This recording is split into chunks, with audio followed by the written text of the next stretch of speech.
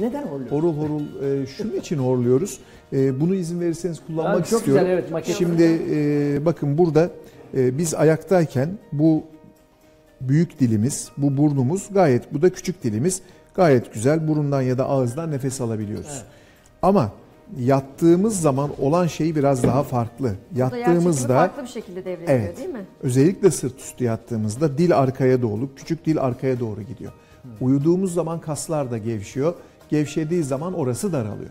Normalde hava yine de geçebiliyor. Çünkü uykuda da çok fazla yüksek basınçla hava çekmiyoruz içeriye doğru. Sakin bir dönemdeyiz.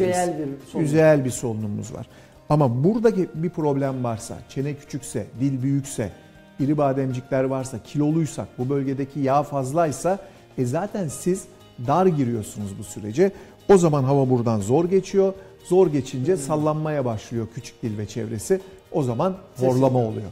Zaman içerisinde buradaki o horlama ödem yapıyor. Ödem yapınca daha da daralıyor. Bu sefer diye uykuda tıkanıyor. Bunu bilerek yaptım çünkü bunu özellikle eşler çok iyi tarif ediyor. Horluyor, birden tıkanıyor. Sonra diye derin bir nefes alarak açılıyor. İşte her birinde derin uykudan yüzeyel uykuya geçiyorsunuz. Yani o ölüyor zanneder insan gerçekten. Tabii gecede 700'e yakın bunu yaşayan hasta oldu benim. 700 kere birinin sizi dürtmesi anlamına geliyor ki bu da açıkçası uyku kalitesini bozmaya yeter. Bu neredeyse 30 saniyede bire denk geliyor. Neredeyse.